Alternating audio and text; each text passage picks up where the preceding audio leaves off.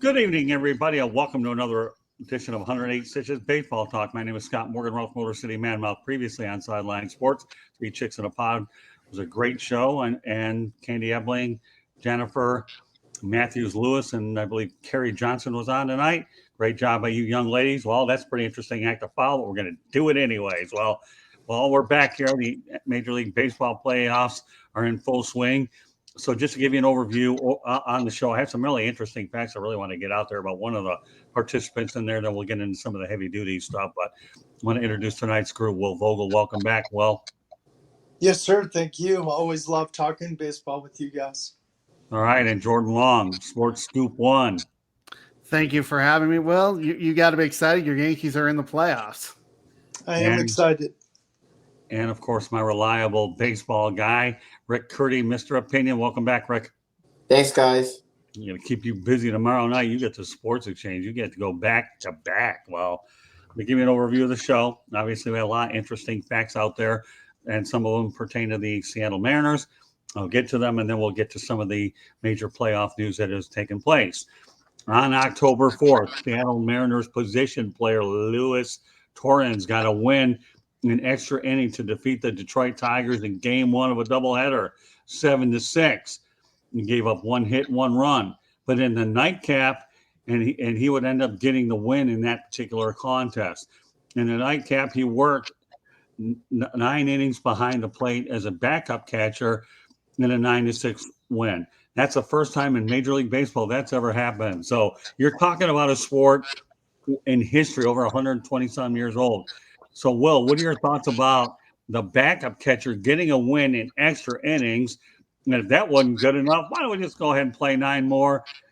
And he factored into it in more ways than one. One of the most unique facts I've never heard. And I think that's what makes baseball such a great sport. It's great when you think it's ever happened. It never happened. And Mr. Luis Torrens got himself in the history book for the most interesting reason. What I think about it is, like you said, baseball is full of unique facts. There's a lot of unique facts, records, milestones, and that's what's so much fun about baseball. And yeah, definitely. I always love seeing milestones, records, facts with any team. It could be my team, another team I don't cheer for. Just seeing those kind of things are very cool and makes the sport fun and gets people interested and brings people into watching baseball if they don't watch baseball, and keeps people who watch baseball more entertained and more locked in on baseball instead of being like, oh man, I could be doing this instead of watching baseball. No. So baseball brings that surprise factor to it. So talk about Luis Torrens' accomplishment. I mean, that to me is just unreal, unheard of. It's unreal. It's unreal. I've never heard anything like that. And like you said, what's even cooler is that his team's also in the postseason now. And doing that in a doubleheader in the same night, getting in the record book, man, what a night for the guy. All right, Jordan. Isn't the old saying, when you go to the ballpark, you always see something new? I mean, I've been to, AAA games where we see a position player in a blowout, but in a close game, you hardly ever see that. But of course, I understood it. You are trying to preserve the bullpen for the next game. And then to play catcher, one of the most demanding positions besides pitcher, it's pretty... it's a great accomplishment. I didn't realize it had never happened. You would think that, as far as baseball goes back, that it would have happened, but it's just an amazing accomplishment to not only pitch, but then actually go out and catch the next game. I mean, it's pretty impressive. Well, don't forget the fact that he got a win, too. That's true, too. And you're talking to a guy that was a former catcher for a lot of years when he was in Little League. So I know the position well, and I can tell you some of the tricks I did behind the plate. And I don't mind doing that because I have my baseball boys anyways. Number one, if I didn't need to call the way I wanted to, I got out of the way. The umpire got hit by the ball once in a while to send him a statement. If that wasn't good, I was good at framing pitches. I would go ahead and talk to the batter and get on his nerve. If that wasn't good, I'd go out to the pitcher's mound and talk to my pitcher. I was the biggest pain in the butt out there being a catcher, and I was just a young tyke out there, like 10, 11 years old, playing the angle. So, yeah, no, in fact, they got the win. You're right, Jordan. You see these guys, position players, when they're getting their tail kicked and they're playing wiffle ball out there, and all of a sudden one guy actually gets a win. Why do you think I brought it up as a topic? Because we are here to educate and inform and try to bring out the extraordinary on the ordinary. And that's why that topic made 108 Stitches Baseball Talk. And before I go any further, subscribe to the South Florida Tribune on our YouTube channel or visit www.southfloridatribune.com and follow us on Twitter at Tribune South. Advertise, call 954-304-4941. The audio portion of the show can be heard on Spreaker, iHeartRadio, Apple, Google, Spotify, wherever you get your podcast. If you struggle finding our YouTube channel on our website, just go to youtube.com, look for South Florida Tribune, and hit the subscribe button. You're good to go. You get all the necessary notifications that we have out there and all the programs that we have had in the past, the ones we're going to have, as well as the videos that we do on site on the road, because we get around a lot of places. All right, Rick Curry here, the last one who hadn't commented on Mr. Torrens. Give me your thoughts about this first-time accomplishment in a century-long game sport called baseball. Yeah, it's amazing. I never heard of it. You think it would have been done like in the 1880s or 1870s? Right. Someone named Lefty McDougal or some Irishman, Pete, someone did it, but it's never been done before. So hopefully they'll put his glove in the Hall of Fame in Cooperstown, which I think it should go. Just like when Mark Whitten hit 4 home runs and had 12 RBIs. Baseball always has these quirky little things happening. I remember when Mickey Morandini turned in an unassisted triple play. I love stuff like that. And for that to never be done in such an old sport is amazing. And how demanding you pitch and then you catch in the same game of a doubleheader. That's mind-boggling. So much less get credit. Probably never going to happen again. Yeah, much less get credit with a win, too. Yeah, and you get a win, too. So that's what makes it more impressive. So good for him. Well, let's stay in the Seattle Mariners theme. I know Jordan was telling me earlier when he was texting me the last time they were there. So I'm glad that he fell into the GMGA theory. Great minds think alike. So we'll just say it this way. Seattle Mariners returned to the playoffs for the first time since 2001 when they lost to the Yankees. I guess they're not in any hurry to leave because they swept the Toronto Blue Jays over the weekend, although I will say tonight, poor Robbie Ray, I really feel for the guy because I interviewed him when he was at the All-Star game, gave up a walk-off home run, and the Astros did win. And I feel bad even for Scott Service, who was on the hot seat earlier, ended up getting to the playoffs, and he'll be second-guessed from here until the end of time. But anyways, let's talk about the Seattle Mariners. A good feel-good story this year. Finally made it to the playoffs. And, I mean, the way they beat Toronto was unbelievable. But, all right, well, give me your thoughts about the Seattle Mariners. Crazy year. Crazy year.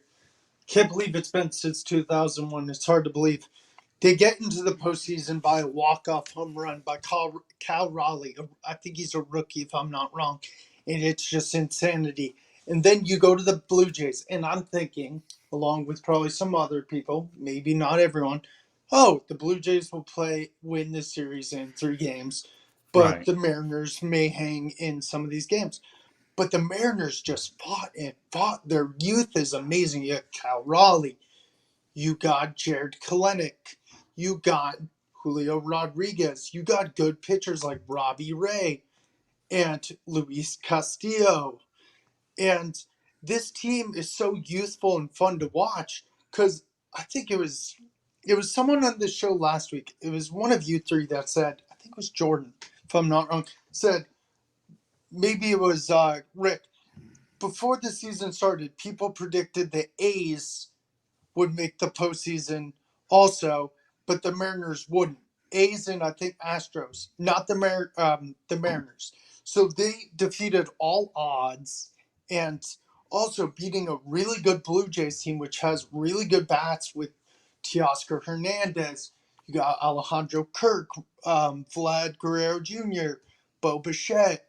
The only thing that hurt them was George Springer's health has been very concerning the last few years. And in my opinion, if I'm the Blue Jays, I may not bring him back. But also they have Whit Merrifield, who was a great addition by the trade deadline where Whit Merrifield was playing great on a very struggling Royals team, and you bring him to the Blue Jays and he helps your team. But the Mariners just kept that momentum rolling after the way they ended the season and said, hey, we may be younger than these guys and not as good as these guys, but we're in the postseason and we're ready to fight, and they've done that so far. It sucks they lost today. It was a walk-up. I feel bad for Robbie Ray also. I've always liked Robbie Ray. But knowing this team, they don't go down without a fight. Sure, they led the whole game. But when they're down, they fight, they fight, they fight. They fought. They were down 6-1 or 8-1 maybe, or 6-1 in the sixth inning to the Blue Jays the other day, and they win the game. They're a good young team. By the way, Lou Landers, thank you very much for popping in the chat room. We appreciate you. And by the way, Lou Landers, you're looking at some of your new teammates here, Will Vogel, Jordan Long, and Rick Curdy. I know you'll enjoy working with these guys. They're class. And Lou Landers is also one of our contributors and hosts on the baseball show. So when Lou's schedule frees up a little bit, then you guys are going to really enjoy working with him. Rick and I have worked with him for the longest time, and I've met Lou, done a lot of shows. They don't get any sharper than Lou. Thank you very much for popping in, Lou. We appreciate it. With that said, we'll turn it over to Jordan Long. Okay, you know what I just said? Give me your comments on it. So I will say I'm pretty sure in my predictions start of the season that I had the Mariners close to a playoff spot. I didn't think they'd get there, but they were 10.5 behind the wild card this season. I mean, when you're 10.5, you think the season's pretty much over. It's a really steep climb to get out of. The thing that I was impressed with is it's glad that Will and I didn't talk about this during the week. I had all the home teams winning, so luckily I'm not a betting man. I thought for sure that the Blue Jays would beat Seattle, and it's the same as what Will said. You have Vladimir Guerrero Jr., Bo Bichette. I mean, I could go on with that team, but they looked like, you know what, we're here in the moment. Let's get it done. They won the first game 4-0, and then down 8-1 in the second game. I'm thinking the game's over. What happens? They come back and win. Yeah, today kind of sucked that they lost the game, but I even on our Cubs show, I said that Seattle wouldn't win a series. Well, they proved me wrong. I really hope for them that they keep this going because they have momentum. Yeah, they lost game 1, but you know what? A series isn't over yet. They can still win tomorrow. Or, no, they don't play tomorrow, the next day, because for some reason the American League takes the day off. They have a chance to actually get back in this series. I thought Houston's time off, that was going to hurt them. It did for a while until the last at bat, but the Mariners are going to be fine. They're going to bounce back. They have all year. I expect them to make this a series. Well, I'll tell you one thing. I'm a broadcaster, not a prognosticator, because all I did was get one of them right. That was the Guardians winning their series against Tampa.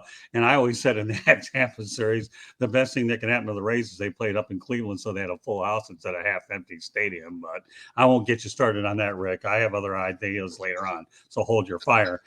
But, yeah, I got the Guardians right. The other three, I got wrong. All the road teams win, and what do you want me to tell you?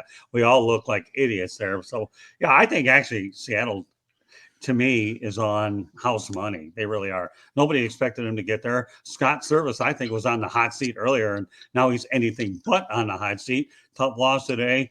And the one guy who should be thankful that it did happen was Justin Verlander, because he got exited pretty quick. So Justin Verlander is singing his happy prayers, knowing, hey, I got a no decision out of a game. I should have had a decision. So, but you're right. Yeah, but, I think Seattle's still a good story nonetheless.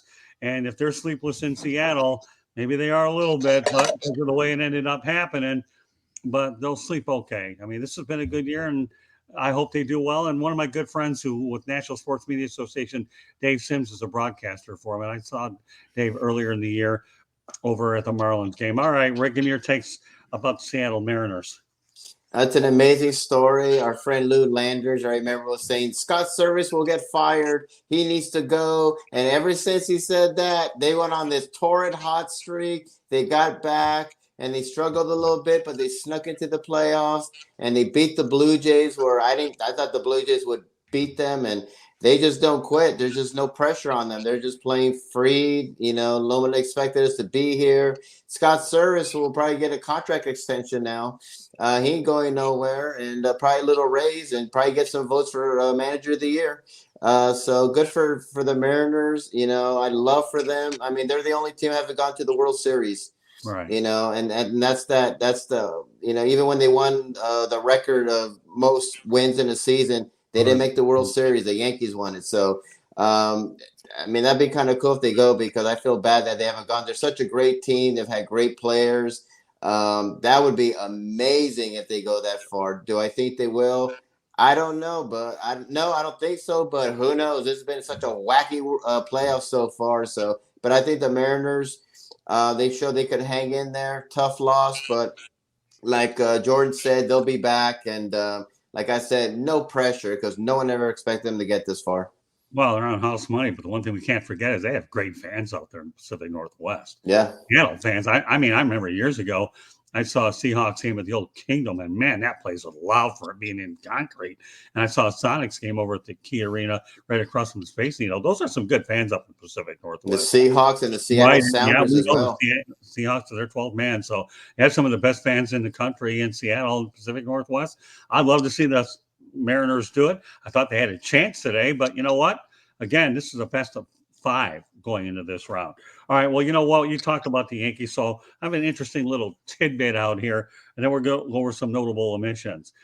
The New York Yankees have held onto the season home run march since 1920. I'm talking about the American League now, where you had Babe Ruth, Roger Maris, and Aaron Judge. The last non-Yankee to actually hold the season crown was Babe Ruth when he played for the Boston Red Sox.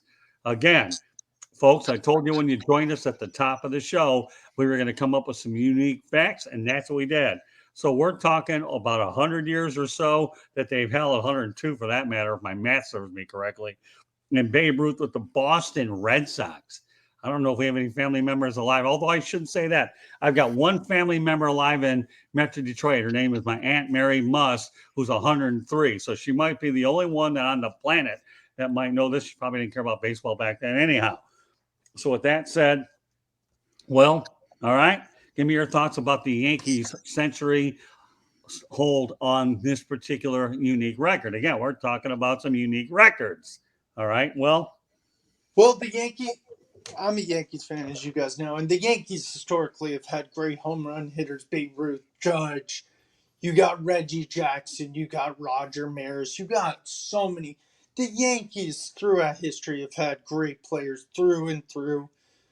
From like Roger Maris, Babe Ruth, Lou Gehrig, Mickey Mantle, Joe DiMaggio. You can name them all.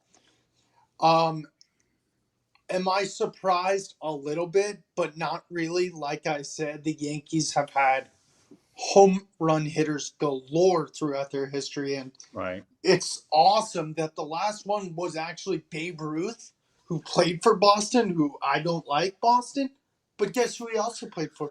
The New York Yankees. So technically, it's all owned by Yankees, technically, not really, quote unquote, but still, the Yankees are the most successful team in MLB history. They have 27 World Series titles, and they're just the top of the MLB. So that's all I have to say.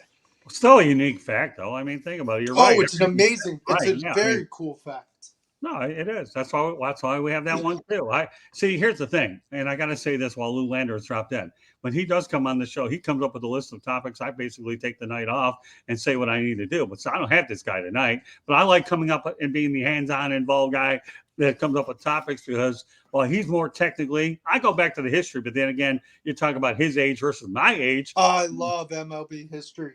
Oh, me too. Nothing against you, Lou. You're fantasy and you know a lot of things, but when it comes to me introducing to people and doing history, we're just different styles, but they both work nonetheless. Okay, with that piece of history, we go from Will Vogel to Mr. Jordan Long. Give me your thoughts about that unique piece of history.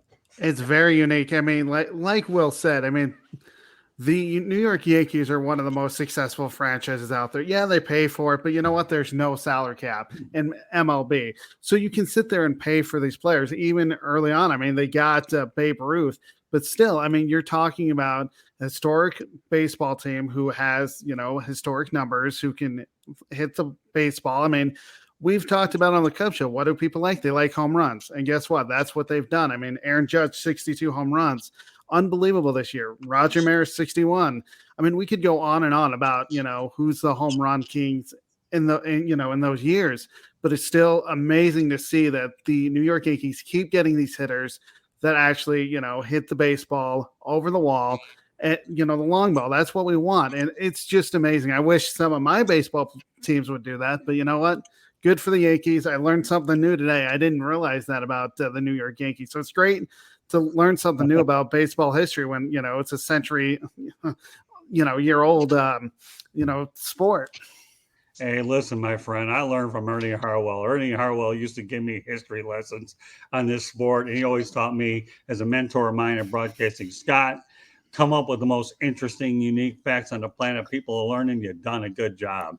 And that's why I brought in these three things here tonight to give you guys a little piece of HISTROI. With that said, Mr. Curdy, that's item number 3. So give me your thoughts before we start going into the playoffs.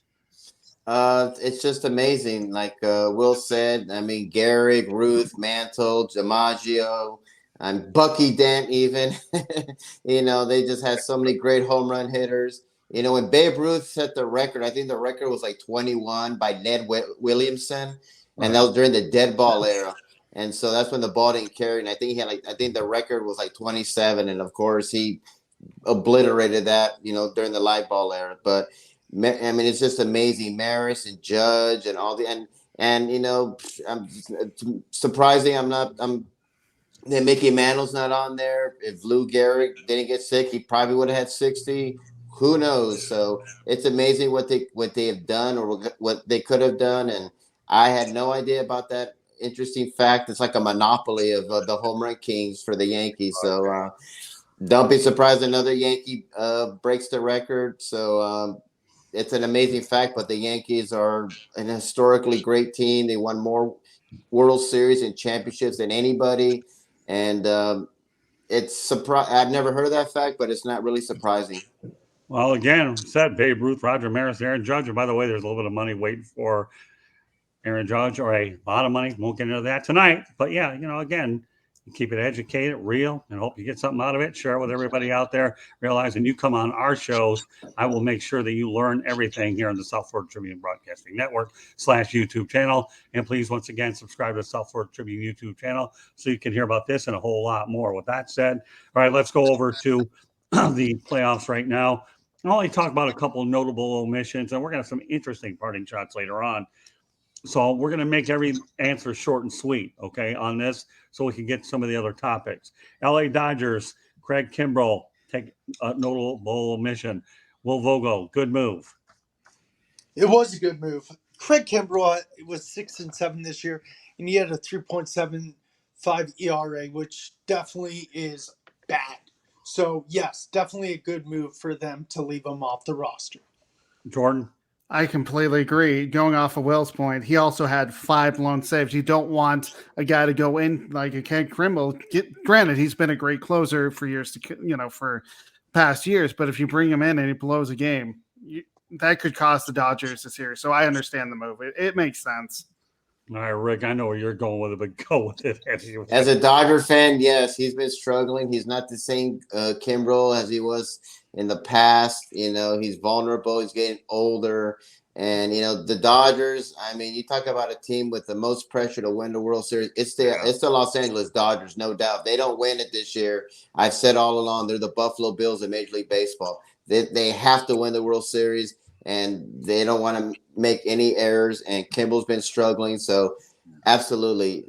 Like the guy, great guy, but he's a liability right now.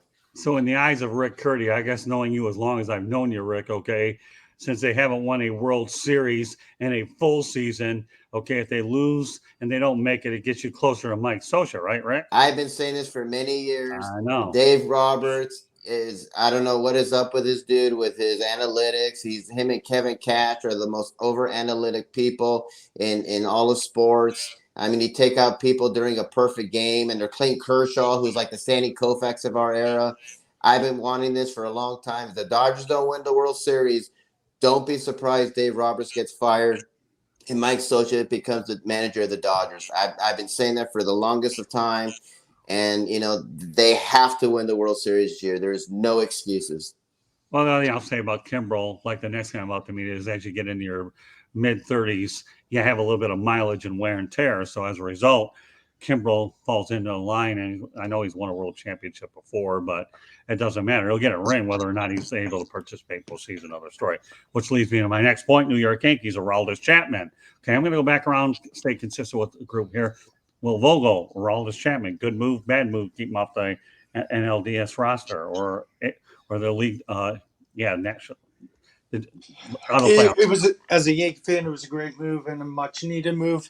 He struggled this year. He had a 4-4 record. He had a 4.46 ERA. He skipped a mandatory workout and he decided to stay home in Miami.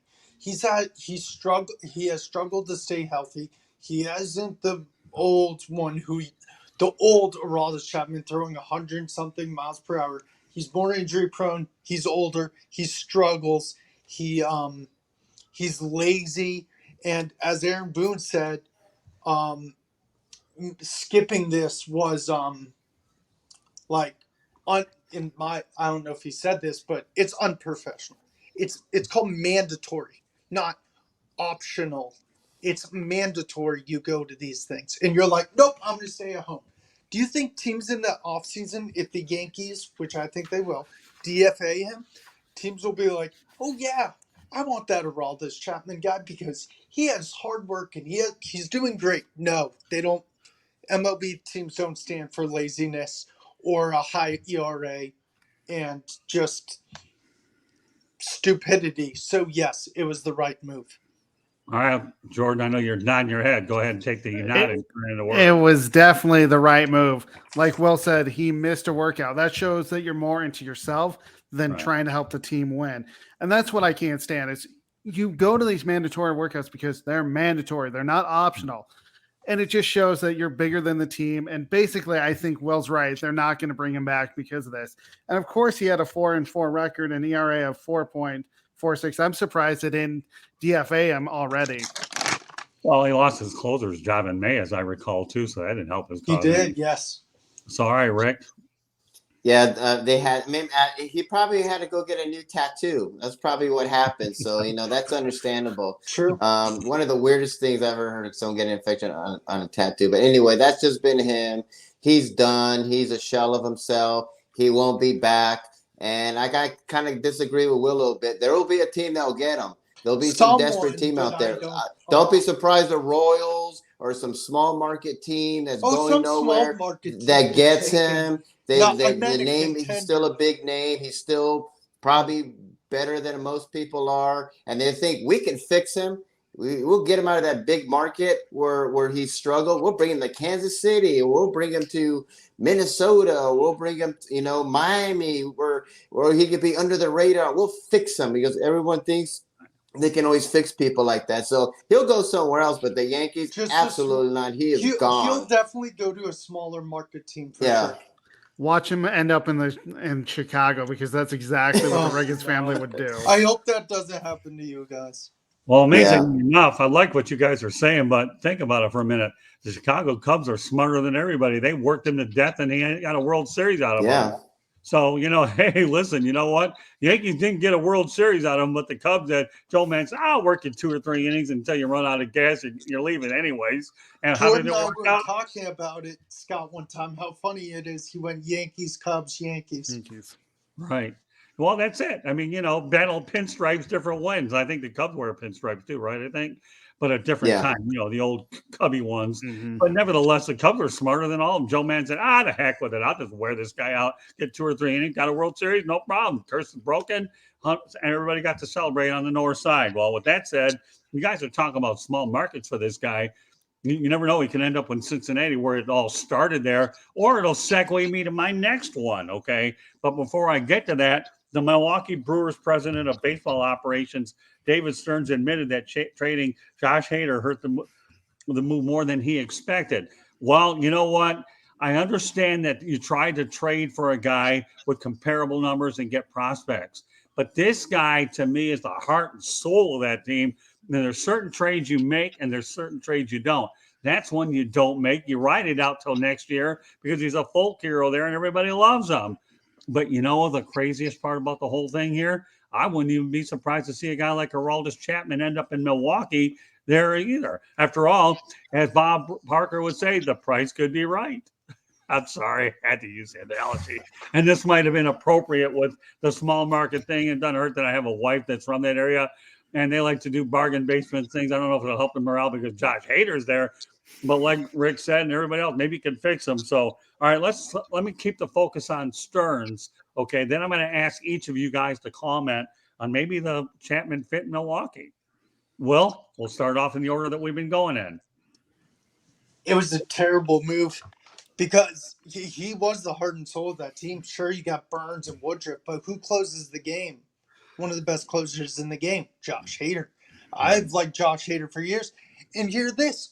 Before they traded him, they were 57-45. Right. 57-45. Oh, Will, what did they do after the trade? I want to know. Oh, I don't know. They went 29-31. They went under 500. This guy was your closer. I thought he was going to stay there his whole career.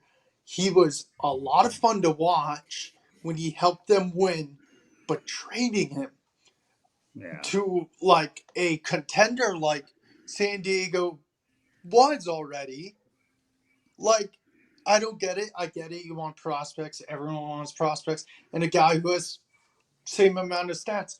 But Josh Hader is arguably a top 3 closer in the MLB, and you're getting rid of him. And you're like, oh, we'll be fine after this. We're going to do great after this. No, you went under 500 and missed the postseason. All right, Jordan. You look at Josh Hader, and he played 6 years with Milwaukee, 125 saves, only blew 18. Definitely the heart and soul of that bullpen. And this season, it wasn't a bad season for him.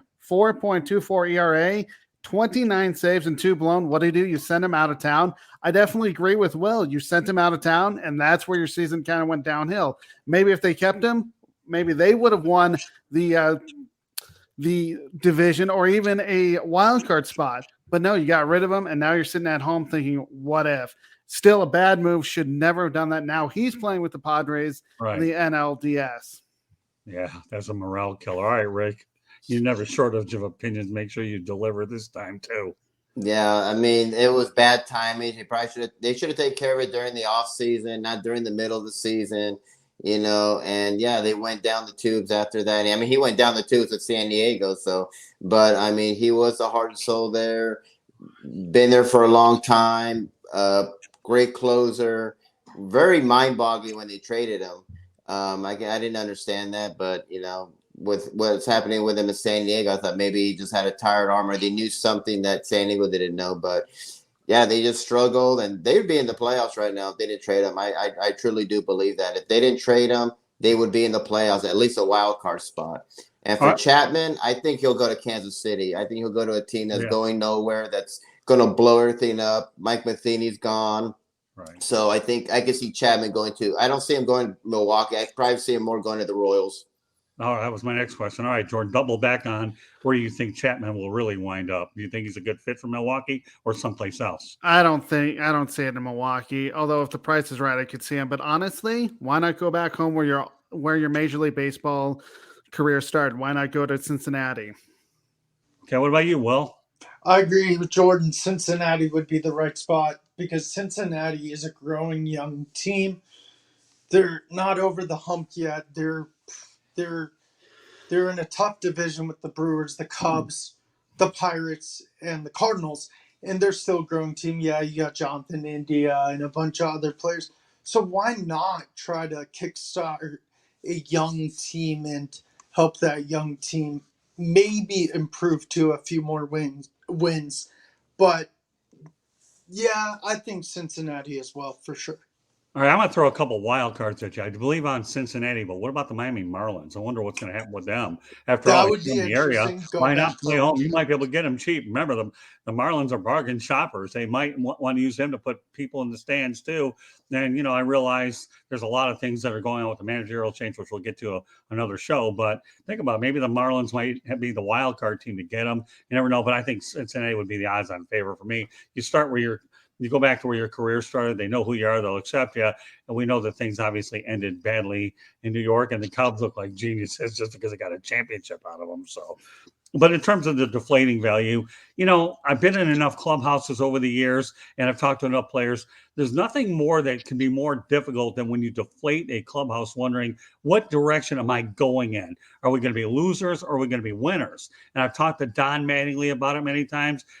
And he told me during a media availability that the trade deadline is a very unsettling time.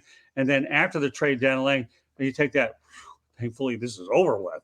And, especially when you're dealing with a small market team or teams that are always on those that are sellers. So there's no question. I think the Brewers did some injustice, but I hand it to David Stearns, though, for at least owning it anyhow. And we know Craig Counsell was definitely not at fault, but at least David Stearns owned it. We'll see what direction the Brewers go in. I'll be curious to see that. All right, let's talk about New York Mets. I was joking around with my other half about maybe wearing a Mets hat, but I'd probably get laughed at for doing it just because I was going to do it as a practical joke. But I'm going with the Baseball Hall of Fame hat instead because we know some of these guys are going to wind up there. So I just want a brief comment from each of y'all, okay, about the Mets' early departure. I know many of us thought that they would do well. Buck Showalter, they were loaded. Max Scherzer laid a big egg, and it didn't get any easier for a 2-game sweep for a guy that spent $278 million already. My goodness. So, all right, Will, going to go back around to you. Give me a brief comment on the New York Mets' early departure. It's the history of the Mets. They blew their series against the Braves to end the year to secure home field advantage. Guess what? They didn't do that. They also lost the series 2-1. Joe Musgrove had an amazing game in the third game. He had 7 innings pitched, 1 hit, 5 strikeouts. And the underdog of the series, sure, you got Soto and Machado, but Trent Grisham played out of his mind. In the decisive game 3, he reached the base 4 times. And in the series, he was 4 for 8, 2 home runs, 2 walks, and 0 strikeouts. He's a good player, but no one was talking about him. Everyone's like, oh, you got Soto, Machado, these big bats, these great bats. But the first half of the year was great for the Mets. They were doing great. They were leading the division. They were doing this. But the last week of the season was going downward spiral.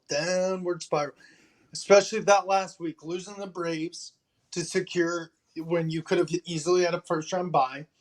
And then you go to the Padres, which I thought was going to be a 3-game series for sure. I thought either team could win it. But the way Max Scherzer played, oh my. This guy just struggled. And honestly, even though as Yankee fans, we shouldn't like the Mets, I feel bad for the dude. I like Max Scherzer. I think he's a great pitcher. And he's definitely going to be in Cooperstown one day.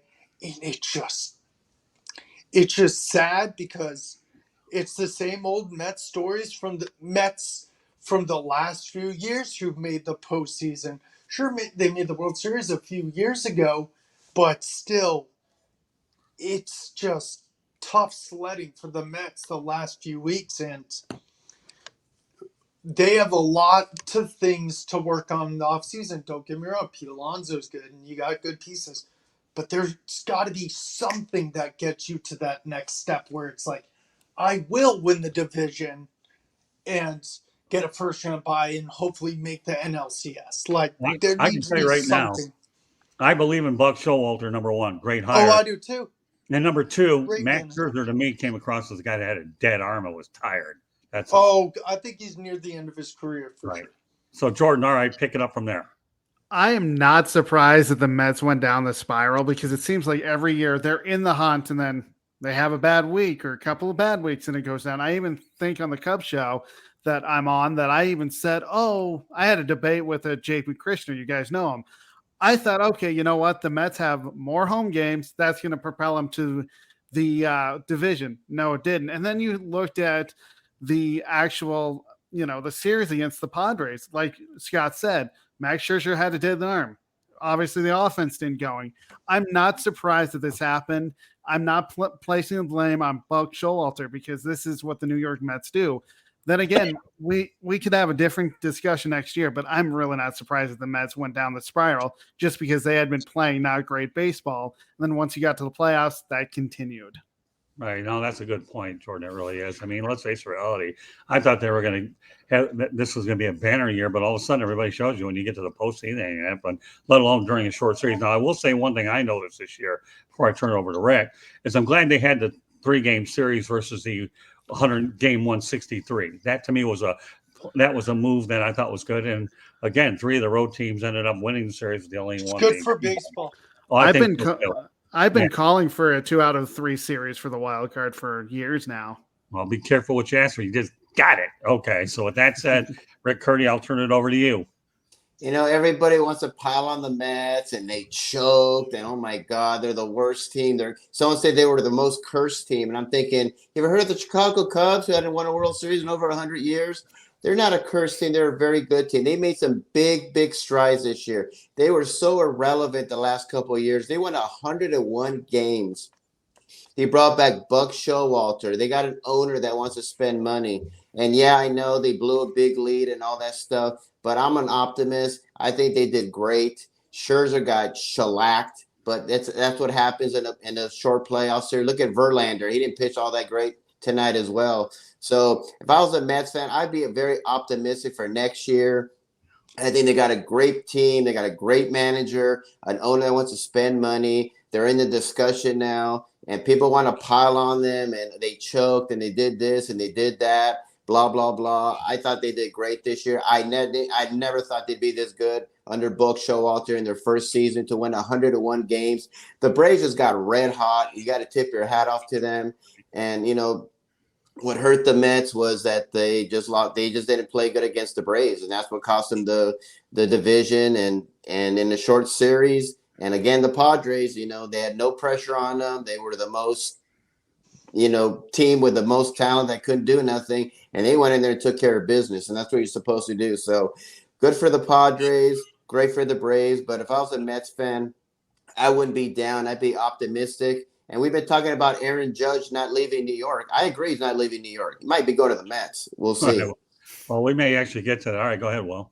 No, I'm like, no, he's not going to the All right, well, I'm giving you the old Dikembe Mutombo wagon. Yeah. So let me go over a couple things again for those of you just joining us, okay? In today's game, Houston Astros walked off today. Jordan Alvarez had a 3-run home run off of Robbie Ray, without a doubt, no doubter. So he had a starter to close in Robbie Ray, 8-7, second deck, and he bailed out Justin Verlander. Scott Service elected to go with the lefty-lefty matchup. And, you know, again, he was on the hot seat early in the year. His seat is cold. He ain't going anywhere. So, you know, again, we all feel that Seattle will bounce back. In the other game today, the Phillies ended up beating the Atlanta Braves 7-6. And how about the story with the Phillies? My goodness. I mean, Rob Thompson gets a 2-year extension after relieving Joe Girardi in the middle of the year. And, you know, they're playing awfully good baseball. So the Phillies, to me, I think right now are really playing on house money. One more topic to go after this, and then we'll go to a parting shot. So with that said, I like what the Phillies are doing. Can they keep it going? Or was Atlanta just a victim of rust? Because I know at one point Philadelphia had a big lead, but barely hung on. So, all right, well, we'll go back to you.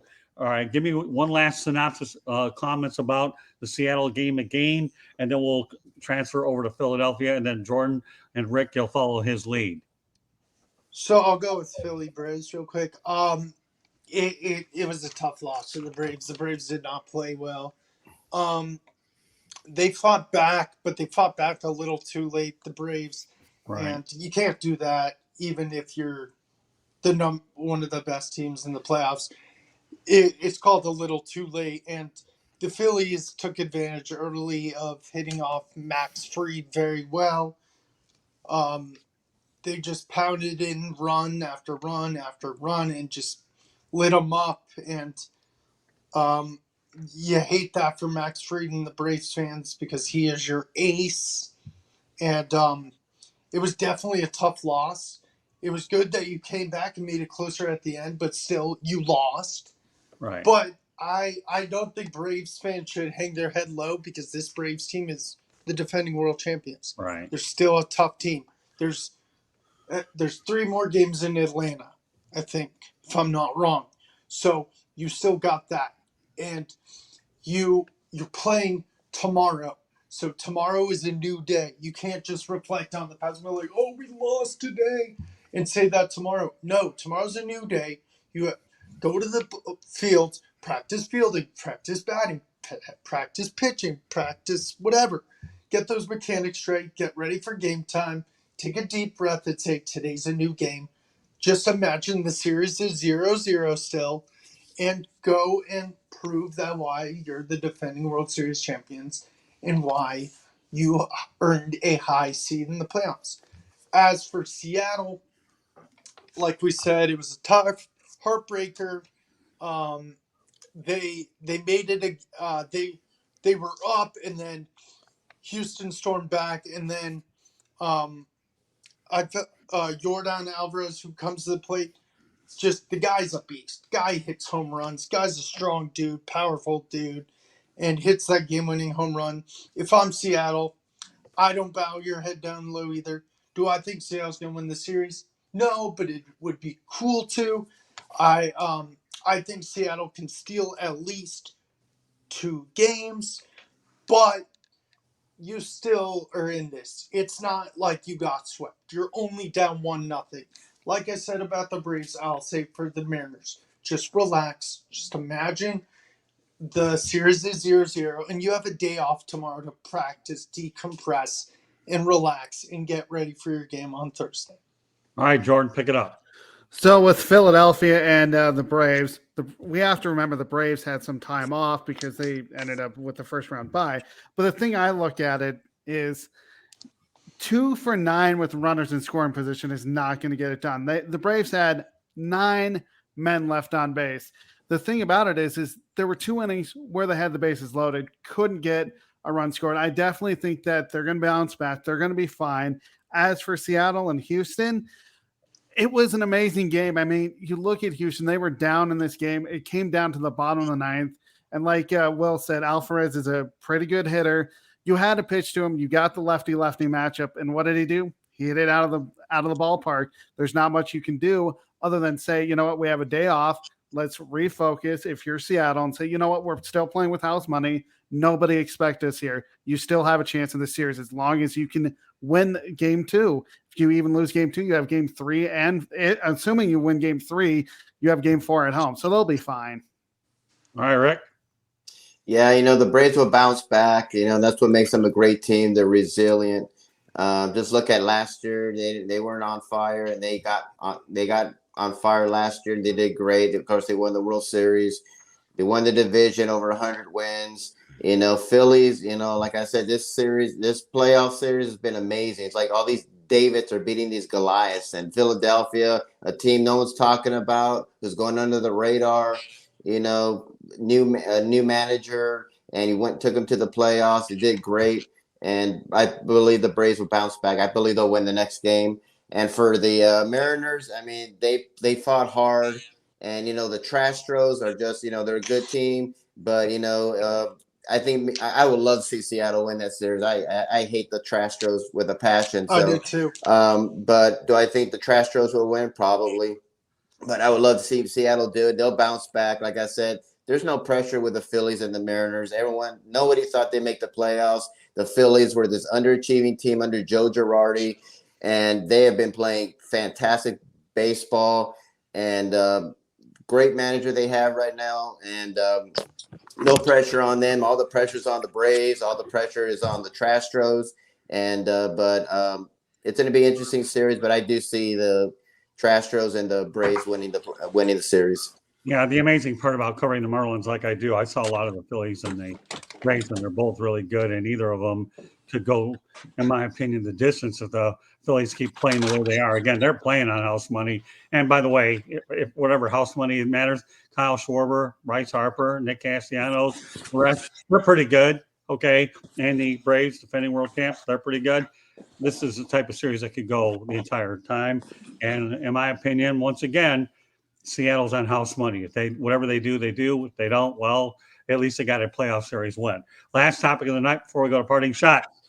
Will Jacob deGrom be a Met next year? Will. I think it's vital for the Mets to keep him because that's your ace, along with Scherzer. They're a 1-2 punch. But it's going to be hard. I get it. He's a 2-time Cy Young winner, multiple-time All-Star. and he's turning 35 in June. That's not young. I know players age with like fine wine, like Justin Verlander and Scherzer, but it just depends. If you could bring back Scherzer, maybe you move on from DeGrom. Honestly, I think DeGrom wants to be on a contender. Not saying the Mets aren't contenders. I think the Mets are going to be good next year. Do I think they're going to be better than Braves? We will have to see. Both are going to be fighting again next year. But I would like to see him on a contender. So All right. I think he leaves the Mets, even though their owner likes to spend a lot of money. Well, I they got can- one tax named after him too. I mean, they call it the Steve Cohen tax. With that said, Jordan, DeGrom staying or going? He's going. I mean, you look at a guy who has won 10 plus games with the team 4 times. The problem is it's his injury history. I Right. think he's better off going into a team that's a contender where he doesn't have to be the 1 or 2 pitcher, be the 3rd or 4th, or even the Right. 5th guy in the rotation. I just don't see him sticking with the Mets. All right, Rick. Yeah, I agree. I think he's 35. He's been very injury prone. I think he probably would want to move on, go to probably a better team. Where he's not the ace. He could be the 2nd or 3rd best pitcher on there. So I think he'll move on and go to somewhere else where he's not the ace and kind of like Kershaw, where he's not the same pitcher, but he won a World Series and still contributed. I think that's what DeGrom will do. He'll go somewhere else. I see him winning a World Series with another team, but he won't be like the star like he was with the Mets. I've got All a right. team. I've got a team for you though. Who's that? Padres. Imagine being behind Darvish and Snell. and We said contenders. yeah, the Padres are contenders. They They are. actually are. I mean, yeah, they may not win the division, but they're going to be in the playoffs and trying to beat the Dodgers for years to come, We'll especially see. with Machado and if Tatis Soto. Jr. I think And- I think they're a Oh, very yeah. immature team, and they underachieved, and they're lucky they got to where they are. And they need to grow up, and hopefully Bob Melvin can turn them around. I think they're not as. I think they just need a lot of growing up to do. All right, let me go over some other stuff. Subscribe to South Florida Tribune on our YouTube channel or visit www.southfloridatribune.com and follow us on Twitter at Tribune South to advertise. Call 954-304-4941.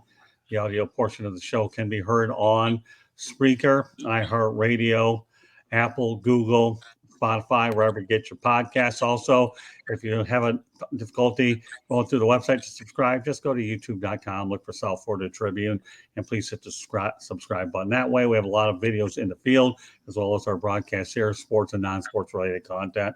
I'll be doing some really good stuff with NASCAR over the next couple of weeks, and I've been doing a lot already, so stay tuned for it.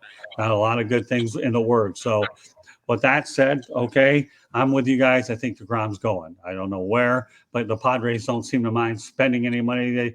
Since they bought that new stadium, they're the only game in town. Why not? So, but I'm not making any predictions where I think Jake DeGrom's going to go. If he's going to Dodgers. go anywhere, the only thing I'll say is he won't pay as much state income tax as or his taxes will be cheaper than they are in New York City. All right, Rick, you want to venture an opinion on that before we go to parting shots? Yeah, I think DeGrom will go to the Dodgers. That'd be a great fit. You're a contender. You got superstars there. You got, they'll spend money. They'll spend a lot of money. You'll be in Hollywood. When he retires, you can do some movies. Come to the other go to New the York. mansions, go Come to In-N-Out the other New York. Burgers. So Jacob DeGrom, go to the Dodgers.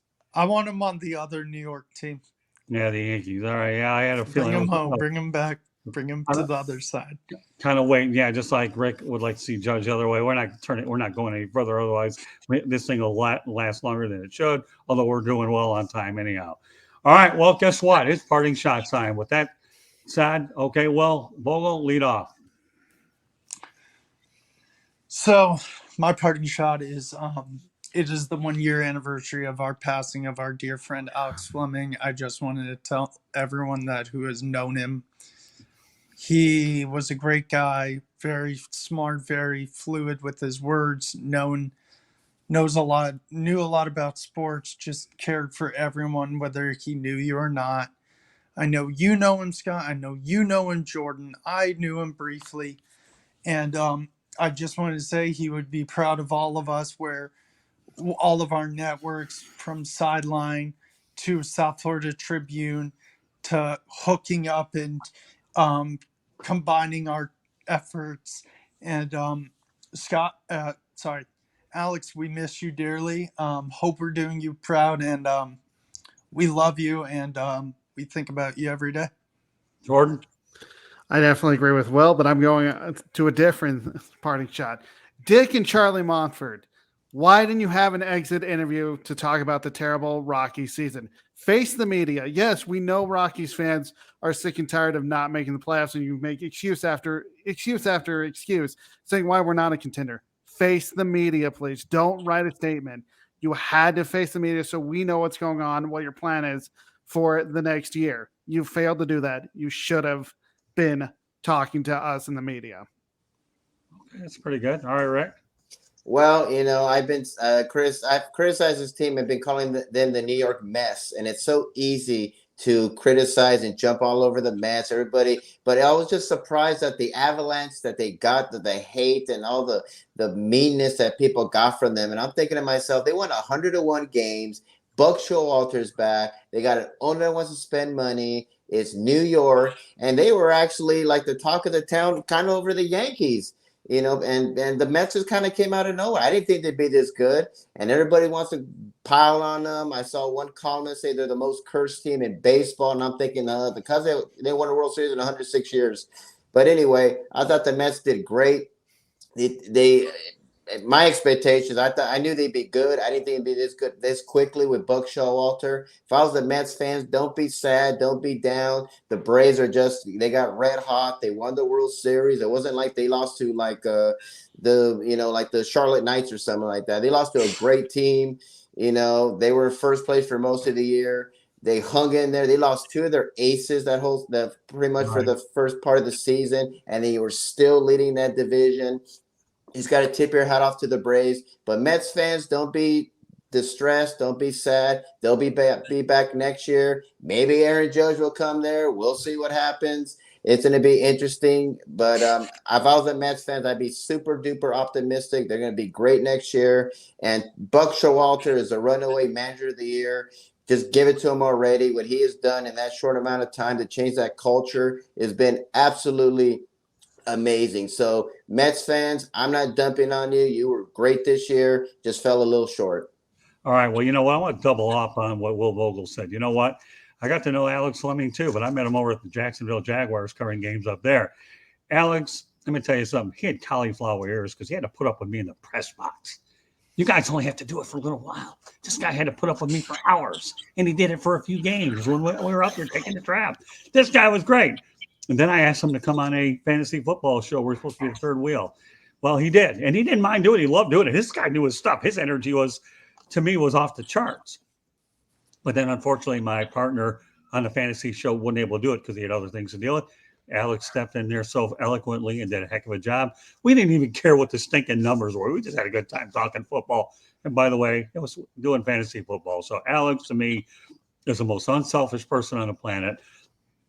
I actually found out about his passing through a guy by the name of Mike Brodsky, who actually was up in Jacksonville. I'll probably have him on a show at some point down the road.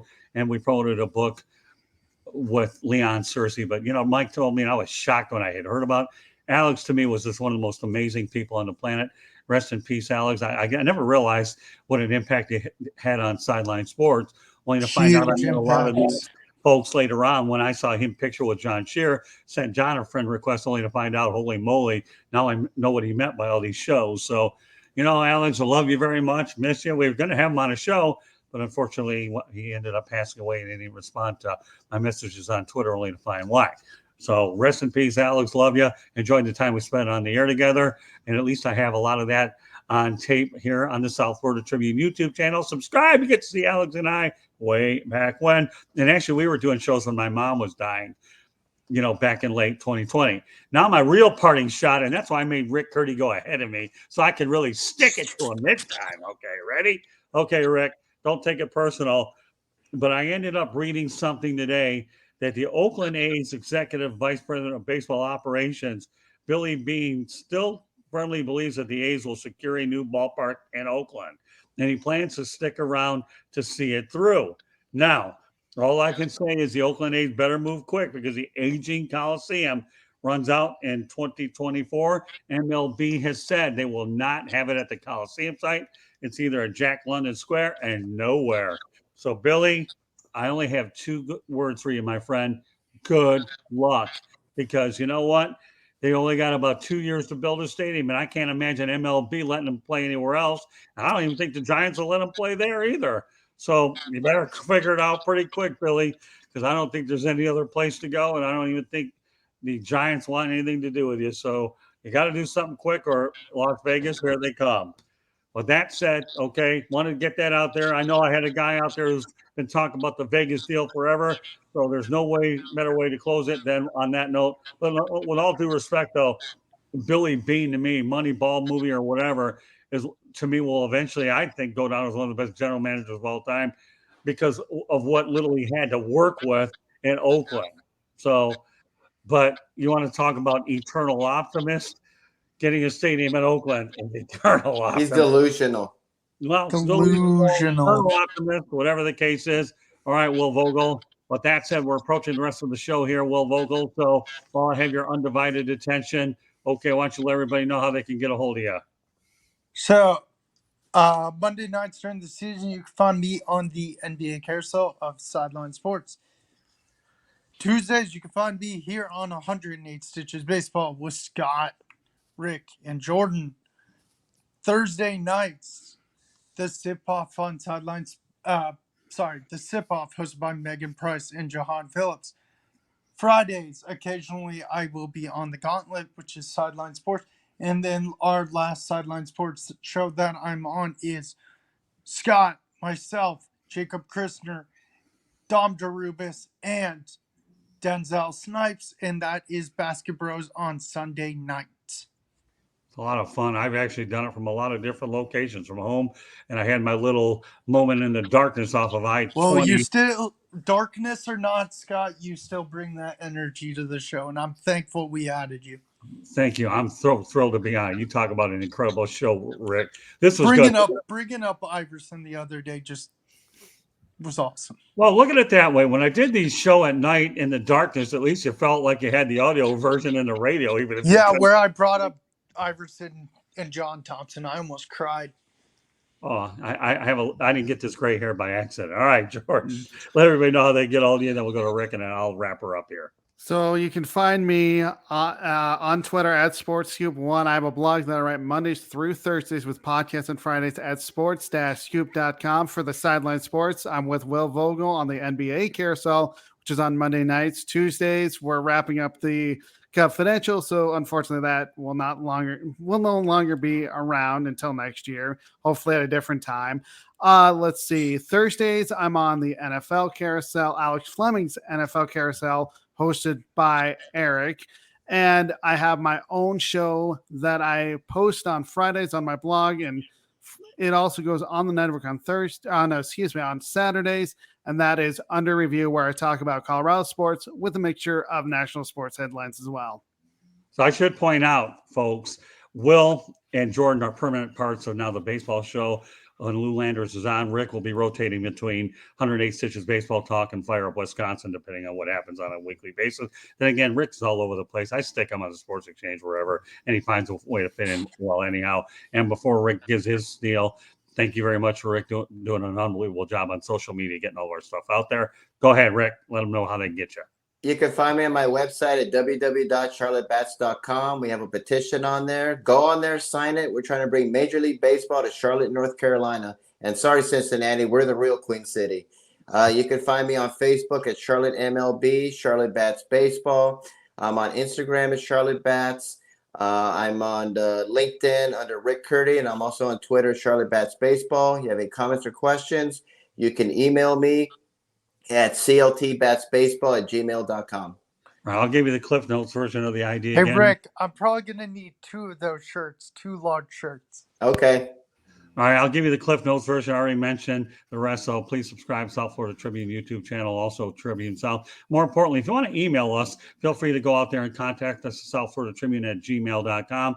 And a special kudos to Candy Ebling, who does an unbelievable job getting not only our written content up there, but she also gets the broadcast up there. And she's also working with Sideline Sports with Jennifer, Carrie, and Megan, and these girls have something pretty good going over there. So I'm Yes, proud they of all do. these young ladies for putting their own thing together as well. So if you get a chance, go ahead and tune in to Sideline Sports. You get to see four intelligent women talking sports, and Candy fits in when we need her here on our network as well. So meanwhile, folks, hope you enjoyed this edition of 108 Stitches Baseball Talk. Please be joined by my new co-host, Will Vogel and Jordan Long. Of course, we were all Rick. He's always around here anyways, and Lou popped in a little bit. So, and it will be other people along the way, but this is your crew, folks. Hope you enjoy them because they ain't going anywhere. So on behalf of Will Vogel, Jordan Long, Rick Curdy, my name is Scott Morgan, Route the Motor City Madmouth. Thank you for joining us on this edition of 108 Stitches Baseball Talk, and we will catch you next time. Good night, everybody. Have a great week. Enjoy the playoffs. Good night.